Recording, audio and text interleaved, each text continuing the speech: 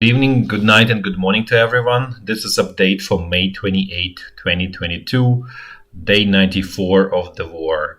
So today we're going to touch on two general topics. One is update on Orlan 10, Russian UAV that supports Russian artillery and turns a Russian artillery in pretty deadly power on the battlefield, and one of the reasons why Ukrainian army is not able to do successful offensives so far. Not the only one, just want to make sure, but one of the most important ones.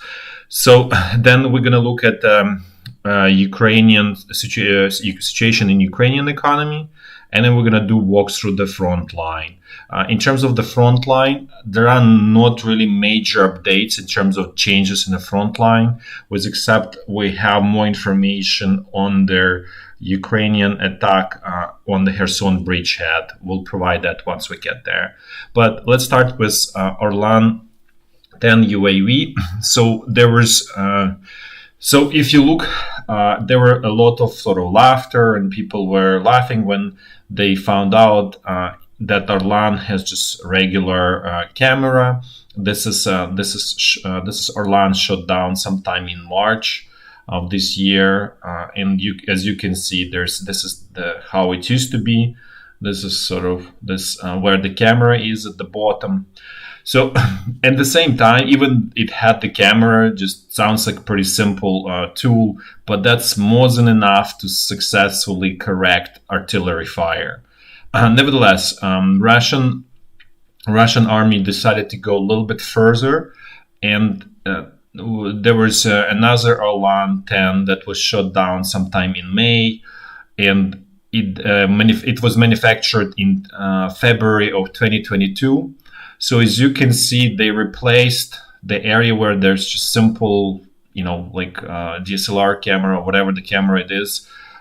They replaced it with a thermal imaging camera. So this camera is much better. Essentially, it's a high contrast, and you can see the specification. This is not the camera manufacturer, but basically the key component is this thermal imaging matrix, which is here on this chip. So you can see this is manufactured by French company called Lyman. And you can look at the specifications. It's pretty good. It's a sharp contrast, good for detecting fast moving objects. That's what was, difficult in general. And for example, Cube, that I forgot to mention yesterday, that one of the biggest problems with Cube, that it's essentially unable to attack moving targets. So, the target has to be more or less stationary. So for Cube to successfully attack the target. So this is quite significant improvement here. And another important part that for those who followed and listened, you remember that we mentioned that Orlan was essentially unable to detect humans. So now they have that ability. As you can see, they have 50 millimeter lens here. So and based on specifications from Lindred, that means that they are able to detect humans roughly at 450 meters altitude, which it's not perfect because 450 is a little bit kind of too low. It can be relatively easily shot down. Nevertheless, now there is it's growing in its capabilities. So this is quite significant upgrade to Orlan 10 that makes it even much more deadlier than it used to be. There is also at the same time, which is kind of funny, there is downgrade to it as well. So as you can see, there is this kind of like a chip and the printed circuit board. So this was responsible for navigation of Orlan without using GPS. So basically, the advantage of Orlan that you cannot spoof GPS. So it basically resistant to most type of attacks with anti-drone guns or anything like that. It's not gonna, because how the anti-drone gun works, it's basically spoofing GPS coordinates, and so then the UAV kind of doesn't know where to go, and then depending on the sort of programming, it either returns back to where it came from or just simply drops that. There are many sort of passes how it all plays out, really dependent on the sort of manufacturer. So they built in Russian sort of developers built pretty clever approach so that you cannot really spoof it essentially, and so it kind of continues flying no matter what by actually using basically optical information from the ground. So that was another very strong advantage of Orlan 10. So basically it's very resistant to any kind of anti-drone sort of guns or any kind of attempts to spoof it with GPS coordinates.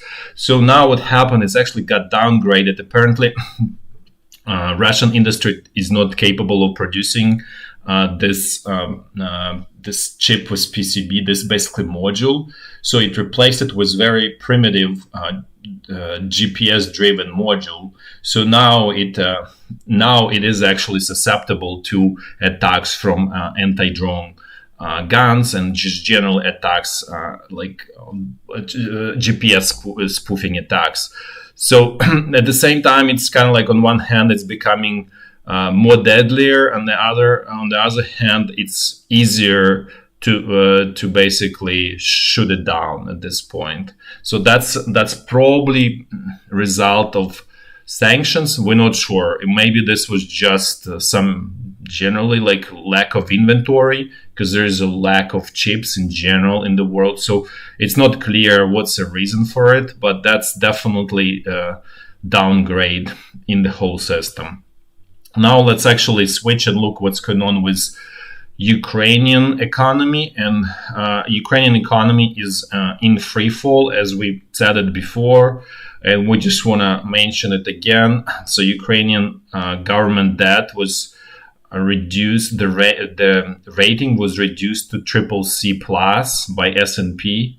So this really means that the country, it's basically recognition of international investors that a country is on the path to default on its debt, and which very logical. We discussed this, that revenue about like a month or so, that revenues, the tax revenues are dropping very fast, and they probably will be about very low in June, probably 20-30% of what they used to be basically pre-war. So it essentially prevents Ukrainian government from functioning without foreign financial support, and we discussed in that video all of the details. And so essentially at this point, Ukrainian economy is on total support. And even the question of Ukrainian government ability to pay, its obligation inside of the country. So unless there is a foreign support, there is no ability to do that. So that's a situation with Ukrainian economy. Oh, and by the way, in terms of Russian government debt that was supposed to be paid on, we believe, May 27, there was a situation when that Russia could have been forced into default because U.S. Treasury withdrew a special license, which basically prevents Russia from paying on its debt. So basically, Russia wants to pay on its debt, it has money, but ability to pay is essentially severed. And so, but it turns out it looks like it prepaid the money to the intermediary, basically conduit that essentially distributes money to actual investors. But then the problem is that from what it looks like, that conduit is not going to be able to distribute money to investors. So that's kind of like situation in sort of under question. So if that conduit is not able to distribute the money, then technically it's default. But regardless, even if the money gets to investors this time, there is another payment on June 23rd or 24th, which at that point there is no way to prepay. So there is essentially will be technical default at that point. There is another development on the political front. So today, Russian President Putin announced that they are open to negotiations with Ukraine, and there was a similar announcement from Ukrainian President Zelensky saying that military is not the only path, and we need to negotiate. So it looks that situation is getting bad enough on both sides, not only on battlefield but economy-wise, because both economies essentially in very bad situation. Ukrainian is definitely much worse, but regardless, they are in pretty terrible shape. And that forces both political sort of leadership in both countries, represented obviously by presidents, to seek some form of agreement and solution. At this point, it doesn't look that Ukrainian solution is going to be accepted by Russia regardless, because Ukraine insists on the borders, on the territorial integrity of Ukraine, and that's something that Russia cannot really accept. Because there will be literally probably revolt there inside of the country. So there is that problem, but at least the both sides declare sort of willingness to negotiate, because all of the negotiations were stopped from about mid-March, somewhere in that ballpark, or end of March actually. End of March. Now let's actually go through do a walk through the front line. We're going to do it in a clockwise fashion, and we're going to start from the top. As always, there is this ping pong here along the border. Now Russia claims that Ukrainian artillery fire killed two Russian border guards. So obviously unclear. This is just a claim. We're just sharing information. We don't have ability to sort of confirm or not, just taking it at face value. Totally possible, but that's not, as we discussed last time, there's no reason for Ukrainian side to shell Russian sort of civilian targets, or just basically border patrol or something like that. There's just simply no logic there. But nevertheless, Russia claims that Ukrainian artillery fire killed them. So now let's go look at what's going on around Kharkiv. Situation here is sort of low intensity fighting, no progress by either side. So it just basically status quo was, as we said, low intensity fighting. Let's continue. Let's go down south. Let's look what's going on the Izyum bridgehead and Lyman bridgehead, which essentially destroyed. So this is a schematic, high-level schematic, just to understand the units and the sort of balance of sort of power and forces. So as you can see, most of the bridgehead is now supported by these 4 Russian mechanized brigades. And just a reminder, this brigade is roughly, you can think of it as 4,000 people with tanks, and Russian mechanized brigade are pretty well-organized units. So this is what's the sort of backbone workhorse here. And there are this very kind of like worn out units that had significant casualties that have been there for quite a while, or they were fighting in Kiev East Group. So what happened here is our realization is, because we haven't seen them for a while on the bridgehead. And so what happened there is they were actually transferred to the Popasna area and basically Svyatohirsk salient to attack Ukrainian troops there and try to achieve something there. Since Russian side could not sort of achieve anything here, they decided to try other location. So now let's actually look what's sort of more like, let's do zoom in. So this is the Izyum bridgehead. Again, nothing new here. Artillery shelling, small skirmishes, but nothing totally serious. The only area where Russian troops are trying to achieve something is they're trying to attack from a village Pasika towards south to basically, obviously do the same thing and potentially encircle this and force withdrawal of this bridgehead around town Svyatohirsk that Ukrainian army still holds here. There is even still tiny bridgehead here around the village of Stary Karvan in the forest here. So Russian troops are slowly clearing this out. Eventually, they obviously will achieve their goal. It's just basically delaying tactic by Ukrainian army here.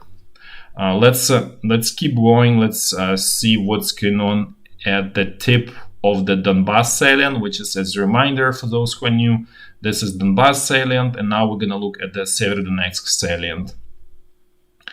So now the northern part is sort of quiet. There's no attempts for new bridgeheads. Russian troops continuing pressuring Ukrainian defenders in Severodonetsk. As a reminder, the main bridge was destroyed by Russian artillery. There is a second bridge that's semi-destroyed and basically not usable for any heavy equipment. So you cannot bring, let's say, tanks or anything heavy inside here to help. Not to mention that probably at this point there's no even point bringing anything heavy, and tanks are really not suited for the fighting in the towns. So this is really fighting of light infantry, and then what they really need is support from artillery.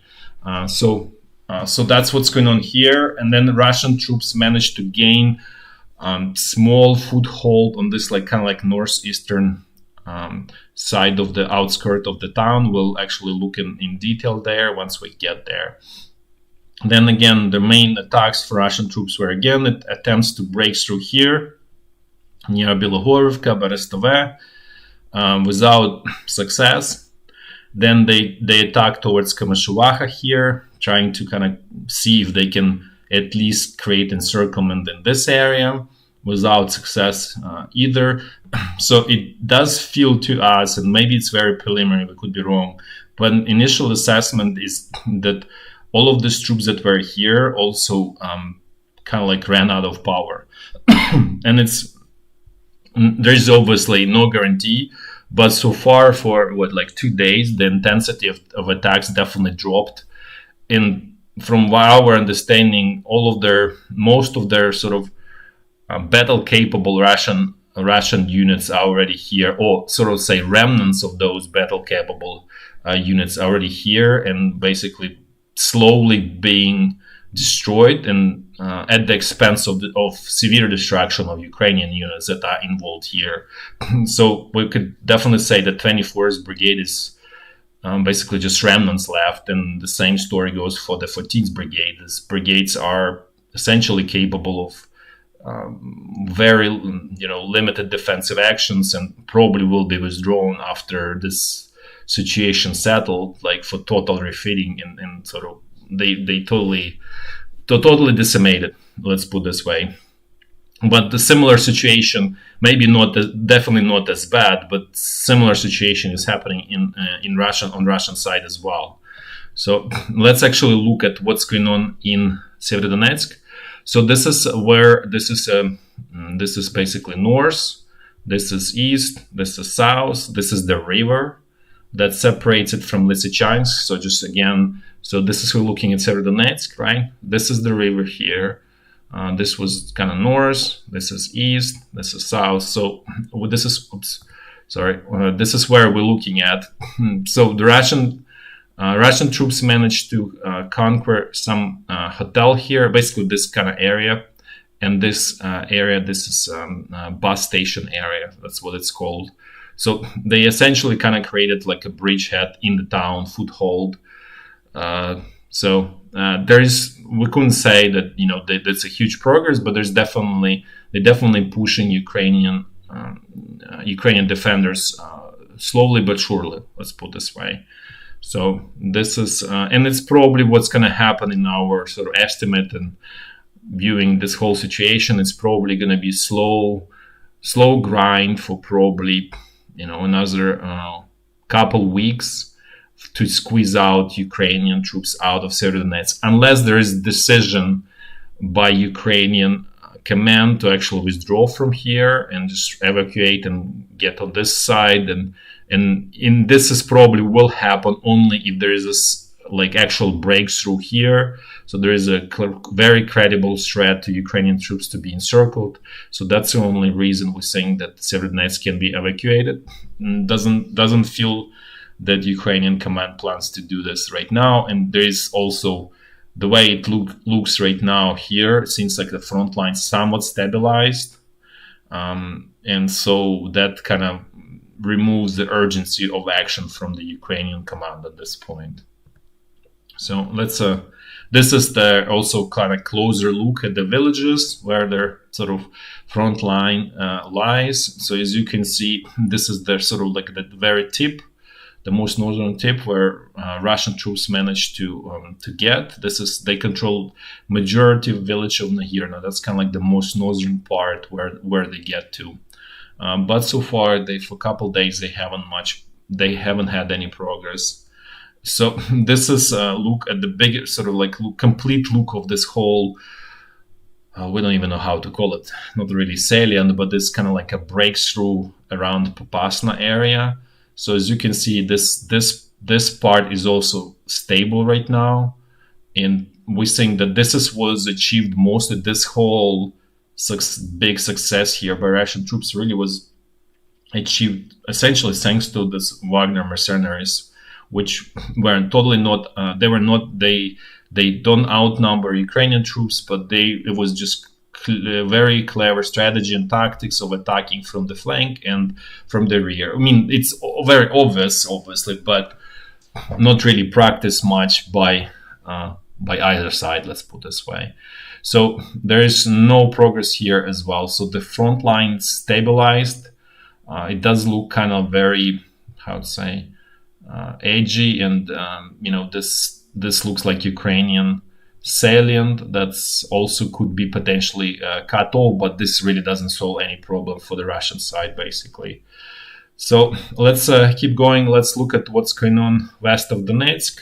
As we discussed this many times, there is attempts to capture Avdiivka, town of Avdiivka, which is important industrial center for Ukraine. And it's the same idea, just trying to force withdrawal of Ukrainian troops by creating kind of like a northern pincer and then southern pincer. But really, there's no really success so far, with exception of this northern pincer that was kind of started to kind of being created, but really nothing happening there. So this is the closer look. This is northern one, and the attempts to attack here to cross this road.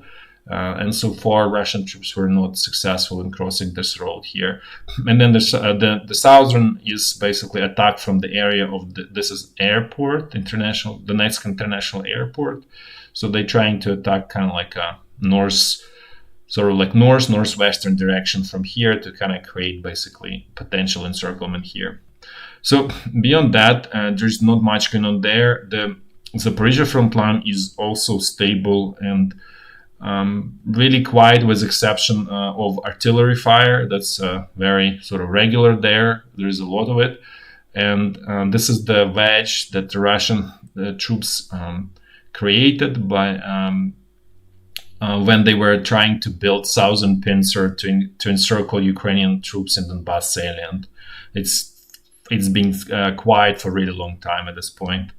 And this is like sort of more like a big picture view of the Zaporizhzhia front line. As you can see, it's all centered around several strongholds. Now let's keep going to the Kherson bridgehead, because there are actually developments there. It was very quiet, and we were saying that both sides were in balance. Apparently, for whatever reason, Ukrainian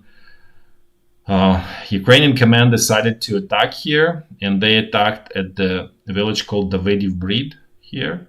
And they crossed, and the Ukrainian troops managed to get into Russian-controlled territory for about like 10 kilometers. Let's actually, and then they got stopped, and then very logically, what Russian troops are trying to do, they would like to cut off that push at its base, basically by the river. So that's where they're attacking, trying to cut off these Ukrainian troops here. So far, it's unclear if they are successful or not. They claim that they are. Ukrainian side claims that they are not. We'll find out in the next couple of days. Basically, what this really means, the fighting is still going on. But more important, the whole kind of like a big picture, what this whole thing was trying to achieve.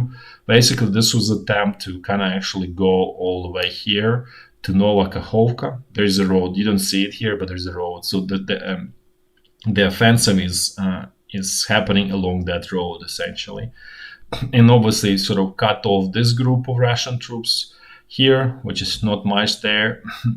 And then basically get to this Nova Kakhovka. And this is probably would be sort of big deal from propaganda purposes, because then, there is a hope to probably get here to this channel and basically cut off again fresh water from Crimea. So that's essentially probably sort of like from propaganda perspective, that's really the goal probably. From a military perspective, beyond just simply liberating this chunk of territory and potentially trapping some of these troops, we're not even clear at this point out of these troops what's really left there. There might be just simply screening troops, so there is really not much there. So it's not even clear. Beyond that, it probably won't achieve terribly much, because the question is really the Kherson here, this whole area. That's basically the most important part. Generally, it's still better, sort of to say, that Ukrainian army liberates territory, but it's not a sort of if it's successful, it's not going to be an earth-shattering development. If you look at it just from a military perspective, from propaganda perspective, obviously it will be used, very widely. And so this is the closer look on what's going on here. So Ukrainian troops managed to get across the river, and river is kind of really shallow here. It's nothing really like big, let's put it this way. We can say it's kind of like a stream to extent. So they crossed here, they got into this Davidiv breed, then they got to the village called Bruskinske, and that's where they got stopped, or they just stopped. We're not clear what's going on here. We don't have full details. All we know is just Russian troops are trying to attack at the base of this breakthrough. And essentially, obviously, the logical point is cut it off, cut supply, and then destroy encircle troops that are out of supply and essentially not able to provide much of the resistance. So this offensive attempt is being done by 35th Naval Infantry Brigade. So now before we had it on Zaporizhia front line, but never really seen it except for one. So essentially, this brigade was transferred here. So that's where it is. And actually, it being the other unit that's engaged is 63rd Brigade, and we mentioned this before, that this is newly organized brigade that essentially being created starting from end of March, early April. So it's pretty fresh unit, and then also supported by some like battalion size or some very small size unit, well, maybe like a company from the 28th Brigade. So this is essentially the attacking force. Obviously, not all of the 63rd Brigade attacks, not all of the 35th Brigade attacks, because they still need to defend the front line, and it's pretty long here. So it's essentially kind of created like a battle group from different units that's attacking towards immediate objective is this town Bereslav here. And then obviously then they probably will go and try to capture the bridge, which probably Russian troops will be fast enough to blow up. But it will also create then problem for the Russian troops as well. Essentially then it prevents them from basically recapturing this whole area. If they blow it up, it will be extremely difficult for them in the future and essentially this probably may mean that Russian troops will be forced to kind of withdraw from this whole area. Even it's not immediately threatened, but essentially there's no bridge. It's difficult to supply. There's another bridge to cross here. So all of this will be probably evacuated by Russian troops as a result of that, if this succeeds. But so far, it's very unclear if this is going to be successful. That's it for today. Thanks for watching, and until tomorrow, bye bye.